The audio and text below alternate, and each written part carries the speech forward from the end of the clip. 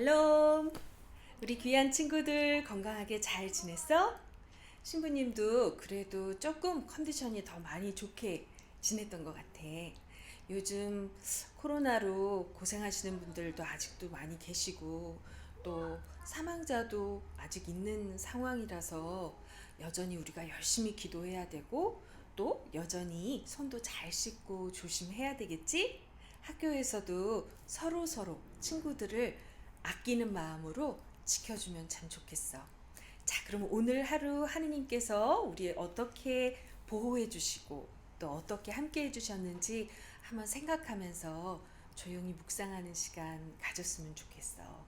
잠깐 스톱 버튼을 일시정지 버튼을 살짝 누르고 한번 하루를 돌아보면서 하느님께 나와 함께 해주신 하느님이 어떻게 함께 해주셨나 생각해보는 시간을 잠깐 갖고 그 다음에 다시 켜줘.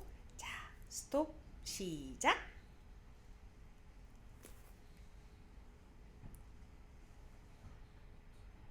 자, 잘 생각해봤어요?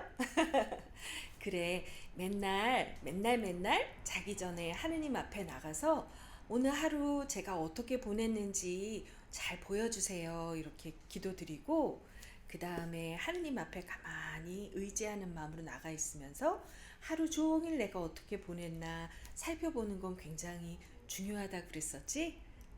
그걸 먼저 하고 그 다음에 마음을 활짝 열고 열린 마음으로 하느님 말씀을 들었으면 좋겠어. 자, 그럼 오늘 하느님께서 오늘은 어떤 말씀을 우리에게 주셨을까? 기대하는 마음으로 한번 들여다보자.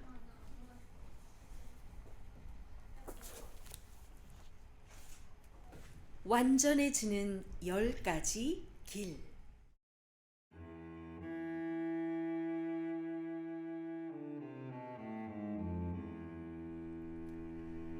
백성은 모두 사막 한복판을 지나고 있었어요. 할머니, 할아버지, 엄마, 아빠, 아이들. 하도 걷다 보니 다들 발에 물집이 잡혔죠. 배도 고프고 목도 말랐어요. 게다가 견딜 수 없을 정도로 무더웠어요. 우리는 여기가 싫어. 냄새도 고약해. 냄새라면 그들도 빠지지 않았죠. 몇 주째 씻지 못했으니까요. 생각해보세요. 지금까지 하느님은 백성을 위해서 놀라운 일들을 하셨어요. 그런데도 사람들은 자꾸만 그것을 잊어버렸어요. 하느님은 백성을 구름 속에 가려주셨고 바다를 움직이셨죠. 또 그들을 자유롭게 풀어주셨어요. 그런데도 하느님의 백성은 여전히 행복하지 않았어요. 그들은 자유에는 관심이 없었거든요. 차라리 노예였을 때가 더 나았다 싶었던 거예요. 적어도 좋은 음식은 배불리 먹을 수 있었으니까요. 하느님은 우리가 행복해지기를 원하지 않으셔. 급기야 그들은 이렇게 말했어요. 그것은 아주 오래전에 아담과 하와가 들었던 것과 똑같은 거짓말이었죠. 하느님은 우리를 죽이려고 여기까지 끌고 나오신 거야. 하느님은 우리를 사랑하지 않아. 하지만 사실은 그들이 하느님을 잘 몰랐던 게 아닐까요?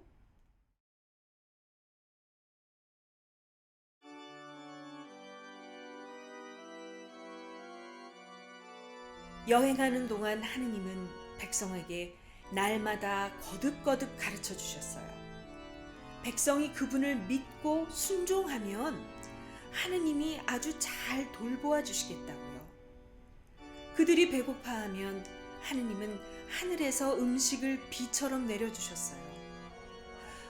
천국에서 빵이 내려온 거예요. 그들은 이게 뭐지? 하고 서로 물었어요. 하지만 아는 사람이 없었죠. 그래서 백성은 그것을 이게 뭐지? 라고 불렀답니다. 뭔지 모르는 물건을 부르는 아주 손쉬운 이름이죠. 그들이 목마르다고 불평하면 하느님은 바위에서 물이 나오게 하셨어요. 모세는 그곳을 다툼이라고 불렀죠. 백성이 하느님과 다투었다는 뜻이에요.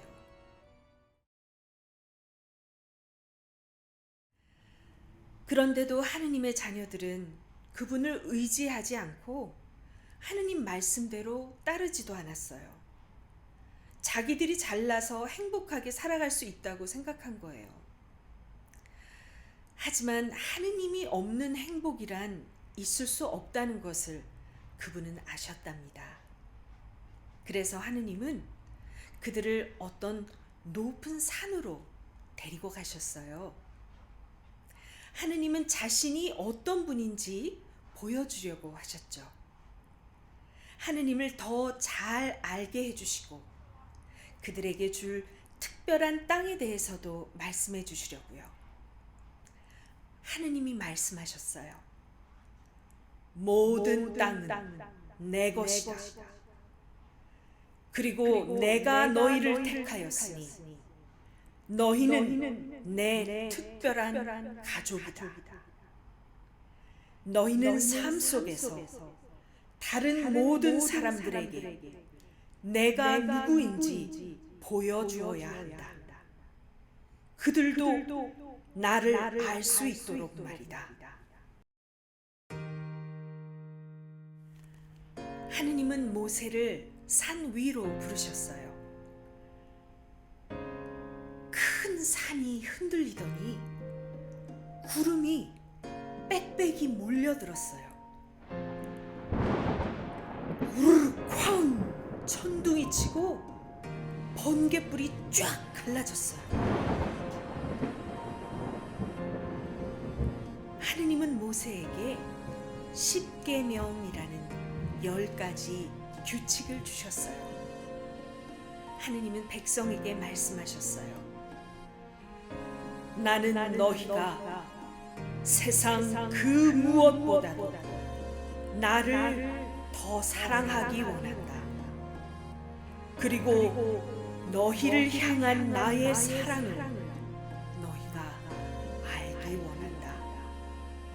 그것이 세상에서 가장 중요하단다.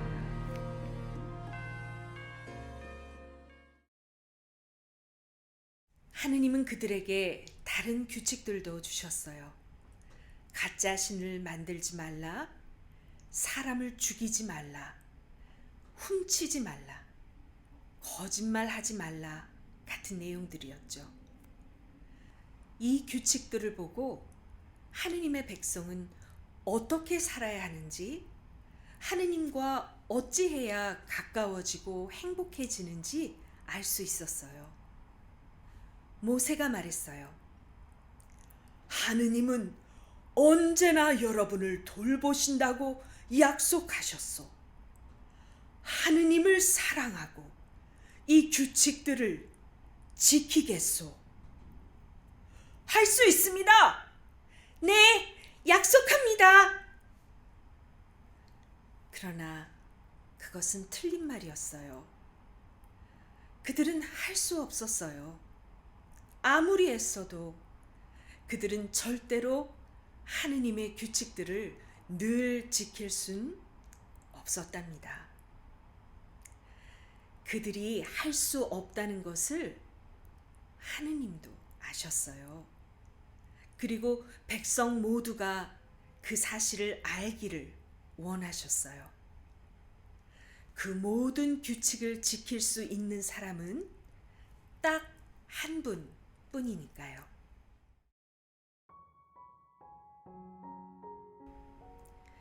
오랜 세월이 지난 후에 하느님은 그분을 보내실 거예요. 완전하신 그분이 백성을 위해 대신 규칙을 지키실 거예요. 규칙은 그들을 구원할 수 없기 때문이죠. 오직 하느님만이 그들을 구원하실 수 있답니다.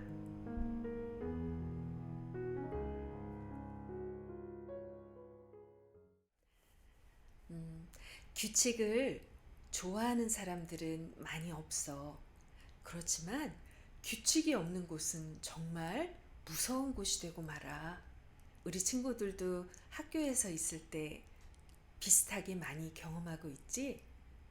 하느님은 규칙을 통해서 하느님이라는 분이 얼마나 사랑의 마음을 가지신 분이시고 얼마나 우리를 귀하게 여기시는지, 그리고 오직 하느님만이 우리에게 필요한 분이시라는 것을, 그런 진리들을 알려주고 싶으셨어.